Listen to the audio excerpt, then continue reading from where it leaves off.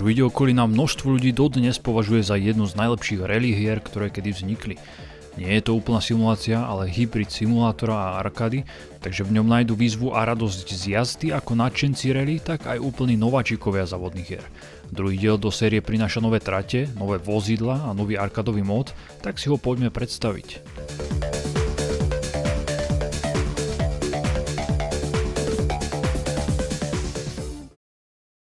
Colin 2 vyšiel o 2 roky po prvom diele, čiže v roku 2000.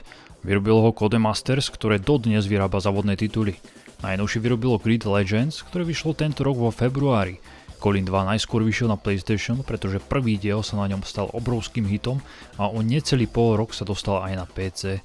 Jednotlivé verzie sú si totožné a líšia sa len graficky. Na PlayStation je grafika horšia, inak menu, ovládanie, fyzika vozidiel a trate sú rovnaké. Ja som našiel na YouTube skvelý návod, ako rozbiehať PC verziu a tu som aj hral. Link nájdete v popisku dole. Môžete si dať aj 4K a hrajte plynule v 60 fps. Vďaka tomu vyzerá aj dnes veľmi dobre a hrá sa jedna báseň. Každú trať som si neskutočne užíval. Niekedy sa hra začala nepríjemne trhať, no to netrvalo dlho. A odporúčam hrať s ovládačom, ktorý je na jazdu najcitlivejší, po prípade ak máte volant, tak skúste aj na ňom, no mne vyhovoval gamepad. Na klávesnici rally hrať ide, ale je to peklo. Ale keď sme v minulosti nič iné nemali, boli sme radi aj za klávesnicu.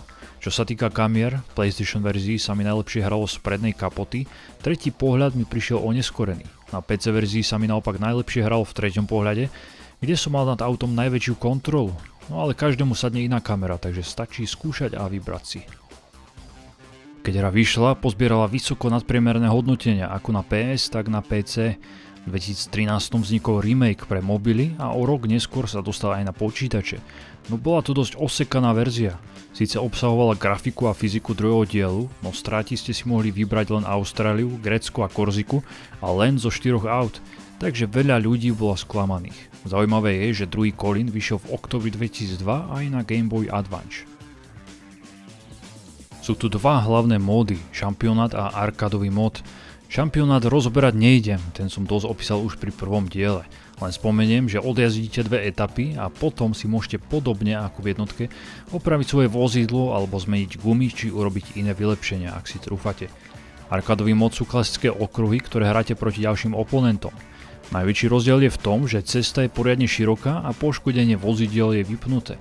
Do toho hrá hudba, ktorá mi prišla ako z nejakých post-apo závodov a moc mi nesedela. V šampionáte našťastie nehrá, tam by len rušila a nepočuli by ste svojho kopilota. Jednotlivé trate v arkádovom mode nie sú moc pekné, autori ich urobili akoby v rýchlosti, aby nejaké boli a vôbec nie sú zapamätateľné. Pre každú krajinu je jedna a každá má svoj špecifický terén, po ktorom budete jazdiť. Na strednú obťažnosť mi prišli trate aj oponenti výzvou, no najväčšie mínus vidím v umelej inteligencii. Všetci idú zarovno spolu a medzi jednotlivými jazdcami sú minimálne rozdiely. Najlepšia vec na tomto móde bola, že ste ho mohli hrať buď v split screene alebo online s ďalšími hráčmi. Obťažnosť v šampionáte je nevyvážená. Hral som na strednú a prvé krajiny, Fínsko, Grécko a Francúzsko sú extrémne jednoduché. V poslednej etape budete mať aj minútový náskok. Švédsko s jeho snehom a ľadom začne byť ťažšie, no od Austrálie až po Veľkú Britániu sa môžete snažiť a nikdy nebudete prvý. Jediné jednoduché je z nich Taliansko, kde sa krásne jazdí na asfalte. Najhoršia krajina je Veľká Británia, ktorá sa vám odomkne ako posledná a budete jazdiť na blate.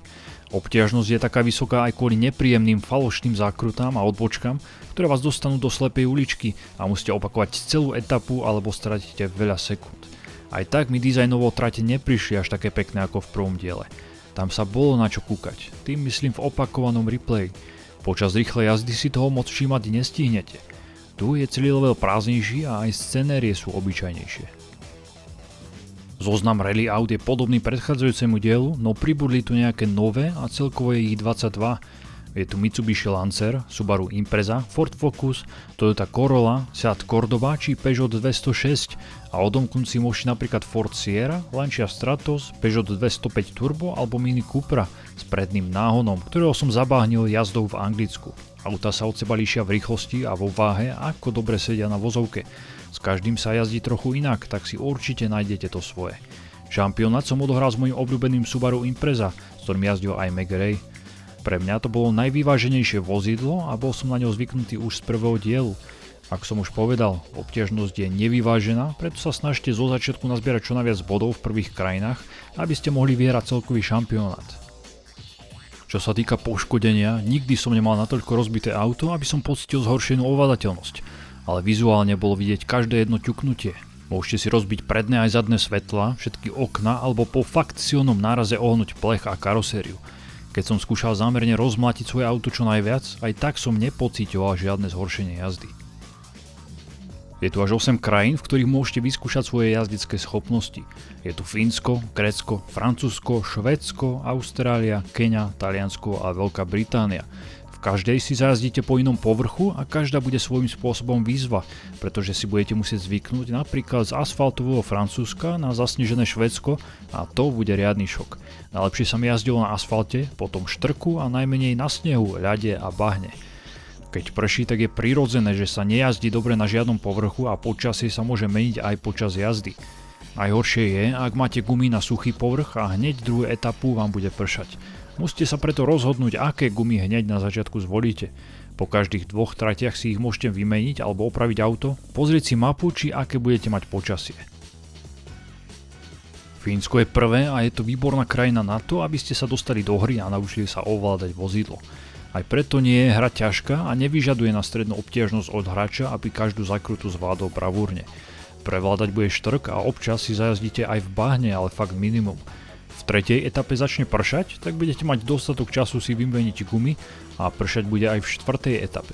Tu krásne môžete vidieť dynamické počasie, najskôr sa budete dívať na mraky a nepríjemne sa vám bude šmýkať a krátko na to prestane pršať, vyjde slnko a zlepšenú ovládateľnosť vozidla pocítite okamžite.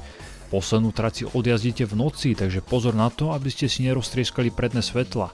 Druhou krajinou je Grécko, to bolo pre mňa vždy nudné a monotónne, pretože je tu len jeden povrch, štrk a stále slnečno.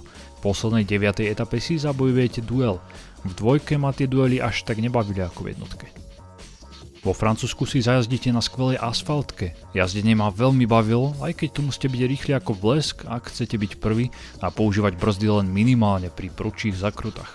Inak si to musíte valiť celú cestu dopredu, pretože oponenti vedia využiť vaše čo i len najmenšie zaváhanie a keď stratíte sekundu, už budete za nimi.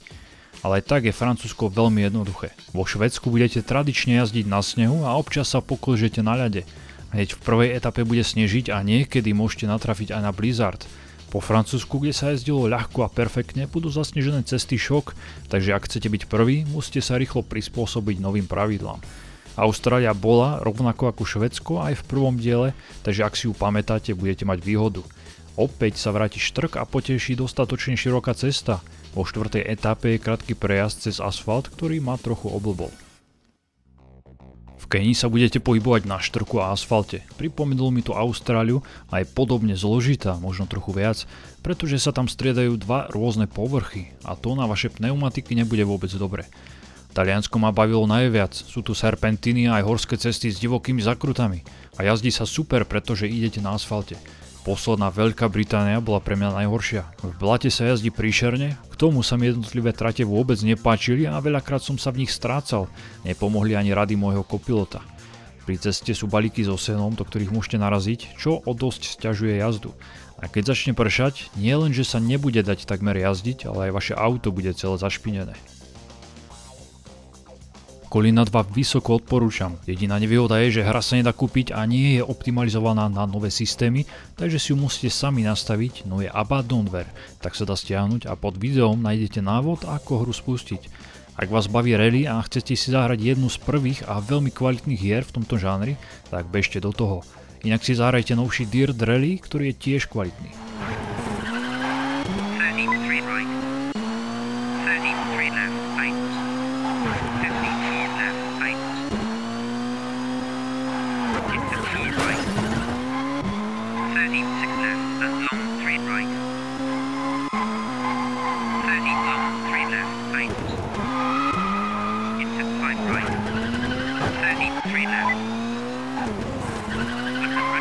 Right.